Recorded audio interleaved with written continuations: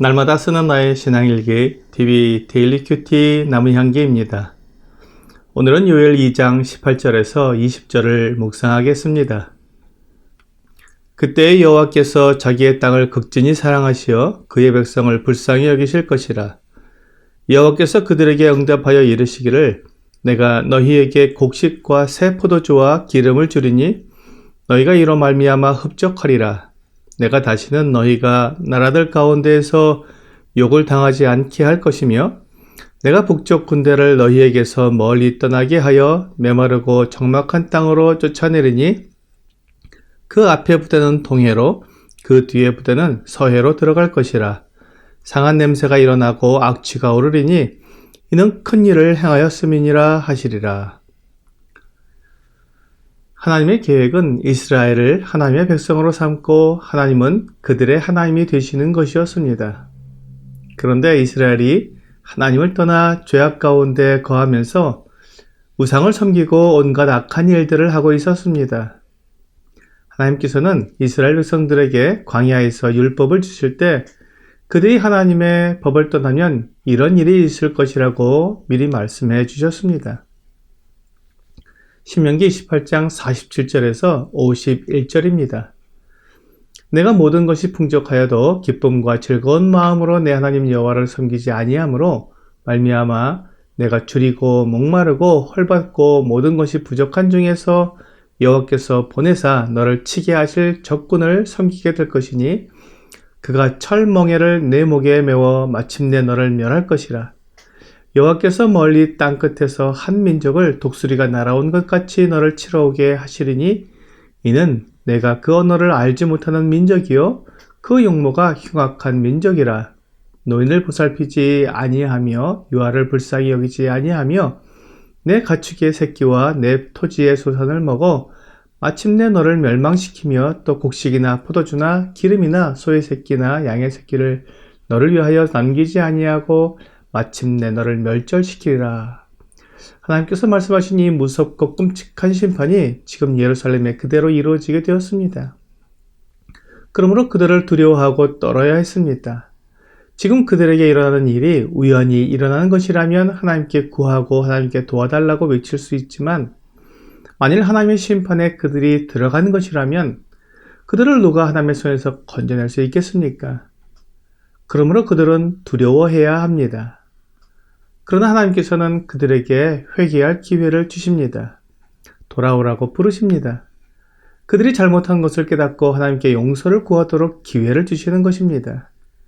그러므로 하나님께서 예루살렘에 이 재앙과 무서운 이방 군대를 보내시는 것은 그들로 하여금 회개에 이르게 하기 위한 것임을 알 수 있습니다.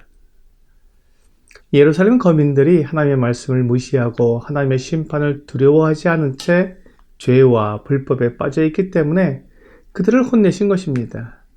정신을 차리도록 하나님의 백성답게 생활하도록 그들의 상태를 살펴보게 하신 것입니다.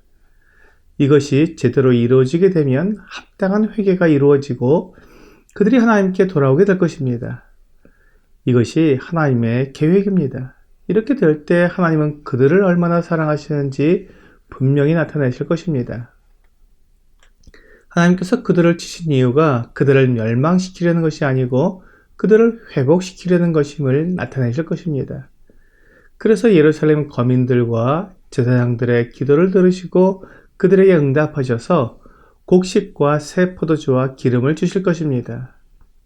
그들의 줄인 배를 채우시고 하나님께 드리지 못하던 제사도 드리게 하시고 또한 그들을 치러 온 북쪽 군대도 다 떠나가게 하셔서 하나님께서 하나님의 백성들을 버리지 않으시고 그들을 보호하심을 주변 나라들이 인정하고 놀라게 하실 것입니다.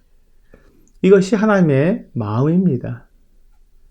이것이 하나님께서 이스라엘을 사랑하는 마음입니다. 그런데 이 하나님의 마음을 알지 못하고 하나님을 원망하며 불평하는 것은 어리석은 것입니다.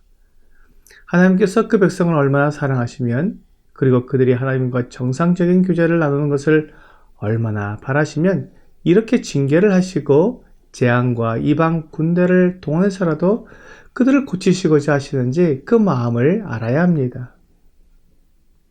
하나님은 사람을 사랑하십니다. 하나님은 사랑이시기 때문입니다. 요한일서 4장 8절은 하나님이 사랑이심이라고 분명히 말씀하고 있습니다. 그렇습니다. 하나님은 본질이 사랑이시기 때문에 사랑이 아닌 일을 하실 수가 없습니다. 하나님의 모든 일은 다 사랑에 의해 이루어지며 사랑 때문에 일어나는 일들입니다. 지금 예루살렘 거민들에게 일어난 이 재앙을 보면 이것이 어떻게 사랑이냐고 반문할 수도 있습니다. 하지만 그 재앙의 이유와 목적을 생각하고 깨닫게 되면 하나님의 사랑을 알게 되는 것입니다. 우리가 하나님을 믿는 이유가 여기에 있습니다. 내가 잘되고 내가 생각하기에 행복하고 즐겁게 되기 위해 하나님을 믿는 것이 아니라 하나님께서 사랑이시고 하나님의 사랑은 완전한 사랑이며 진리 가운데 이루어지는 사랑이라는 것을 인정하기에 하나님을 믿는 것입니다. 하나님은 교회를 그렇게 사랑하십니다. 하나님은 사람들이 하나님을 떠나서 자기 마음대로 행하고 죄와 불법 가운데 죽은 자로 살아가던 우리를 살리셨습니다. 그 아들 예수 그리스도를 통해 살려주셨습니다. 죄와 허물로 죽은 우리를 살리셨다고 에베소서 2장 1절에서 말씀하고 있습니다. 우리가 죄와 허물 가운데 있었기 때문에 우리는 본질상 진노의 자녀였습니다. 즉 하나님의 진노를 받을 수밖에 없는 존재였다는 것입니다. 하지만 그런 우리를 사랑하셔서 우리를 받으시기로 하셨습니다. 에베소서 2장 4절과 5절입니다. 긍휼이 풍성하신 하나님이 우리를 사랑하신 그 큰 사랑을 인하여 허물로 죽은 우리를 그리스도와 함께 살리셨고 너희는 은혜로 구원을 받은 것이라. 그렇습니다. 하나님은 그 큰 사랑으로 우리를 그리스도와 함께 살리셨습니다. 그리스도께서 우리를 위해 십자가에 죽으셨습니다. 그리고 그렇게 죽으신 것으로 끝난 것이 아니라 다시 살아나셔서 우리를 살려주신 것입니다. 주님은 우리를 살리시기 위해 죽으신 것입니다. 주님께서 죽으셔야 했다는 이 놀라운 사실을 생각해 보면 우리를 향한 하나님의 사랑이 얼마나 큰지 고백할 수밖에 없습니다. 6절에서 하나님은 그렇게 살린 우리를 그리스도와 함께 하늘에 앉히셨다고 말씀하고 있습니다. 이것이 하나님의 계획입니다. 우리를 하늘에 앉히셔서 우리와 교제를 나누기 원하시는 것입니다. 이것이 우리가 깨달아야 하는 하나님의 극진한 사랑입니다. 오늘의 적용 질문을 보겠습니다. 하나님께서 나를 어떻게 얼마나 사랑하신다고 생각합니까? 우리는 종종 하나님의 사랑을 의심합니다. 하지만 하나님은 우리를 위해 모든 것을 내어주신 분이십니다. 그러므로 우리를 극진히 사랑하십니다. 오늘 나를 사랑하시는 하나님의 사랑을 의심하지 말고 하나님의 사랑의 크기를 깨달아 하나님과 진실한 교제를 나누는 여러분과 제가 되기를 주 예수님의 이름으로 기도합니다.